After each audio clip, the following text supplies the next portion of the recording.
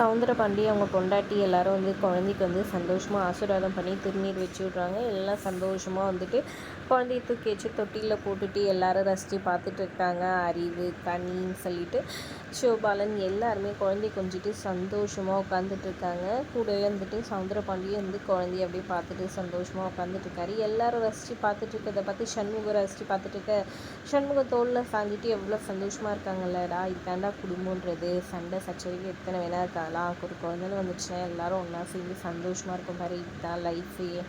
நமக்கு எப்போ குழந்தை பிறகுது, எனக்கும் ஆசை இருக்கும்ல, என்ன தான் டாக்டராக இருந்தாலும் நானும் ஒரு அம்மா ஆகணும்னு சொல்லிட்டுன்னு சொல்கிறாங்க. அதான் எல்லார் வாழ்க்கையும் செட்டில் ஆயிடுச்சுல, இனிமேல் நம்ம வாழ்க்கையை பார்க்க வேண்டியதான் அப்படின்னு சண்முகம் சந்தோஷமாக வந்துட்டு சொல்கிறாரு.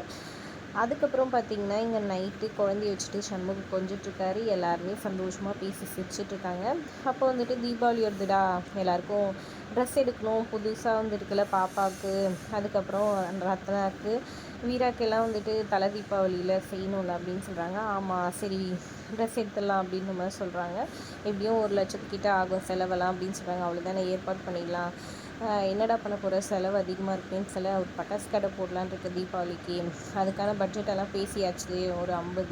ஒரு 10 லட்சம் வந்துட்டு கேட்டிருக்கேன், வந்துடும் அப்படின்ற மாதிரி சண்முகம் சொல்லிகிட்ருக்காரு. வெளியே என்ன வாங்கிட்டு இருக்க, மாமா வச்சுட்ருக்கு, மாமா கிட்டே வாங்கிக்கோ அப்படின்ற மாதிரி எசைக்கு சொல்ல, என்னல பேசிகிட்டு இருக்க, வீட்டு மாப்பிள்ளை கிட்டே இதெல்லாம் வாங்கிட்டா, அமைதியாக இதெல்லாம் பேசாத அப்படின்னு கோவமாக சண்முகம் திட்டி விட்டுடுறாரு.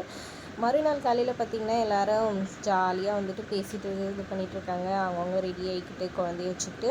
அப்போ கரெக்டாக வந்துட்டு நம்ம இவர் வராரு, முத்துப்பாண்டி, கையில் பணத்தோடு வந்துட்டு குழந்தைய கொஞ்சிட்டு அப்புறம் சண்முகம் வந்தோடனே பணம் கொடுக்குறாரு. என்ன இசைக்கு நான் நேற்றே சொன்னாலன்னு கோவமாக இது பண்ணேன்.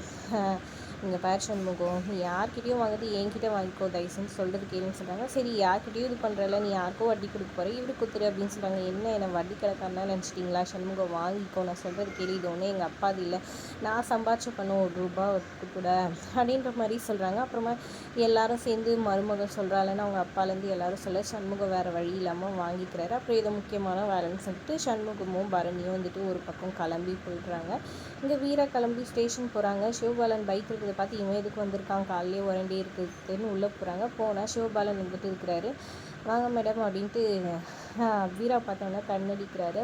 உடனே கடுப்பாயிட்டு எதுக்கு வந்திருக்குன்னு சொல்லி கேட்க, இந்த மாதிரி என் பைக்கை காணும், பைக்கு தான் வெளியே நிற்கிது, பைக் கீ காணும் அப்படின்னு சொல்கிறாங்க. இதுக்கெல்லாம் கம்ப்ளைண்ட் எடுக்க முடியாது, அதுவும் இல்லாமல் இது ஏன் ஸ்டேஷன் கேள்வி, அதாவது உங்கள் இது வந்துட்டு ஸ்டேஷன் வந்துட்டு உங்கள் அண்ணனோட இது தான், கண்ட்ரோல் தான், அங்கே போய்ட்டு கம்ப்ளைண்ட் கொடு, இங்கே வராதுன்னு சொல்லியிருக்காங்க. அதெல்லாம் முடியாது அப்படி இப்படின்னு வம்பு பண்ணி பேசிகிட்டு இருக்காரு. கரெக்டாக இலே உனக்கு அவள் தான் இல்லை, நீ வந்துட்டு உங்கள் அப்பனை கூட்டணும், அவங்க அப்பா எல்லாரையும் சேர்த்து ஜெயிலில் வைக்கிறேன்னு சொல்கிறாங்க.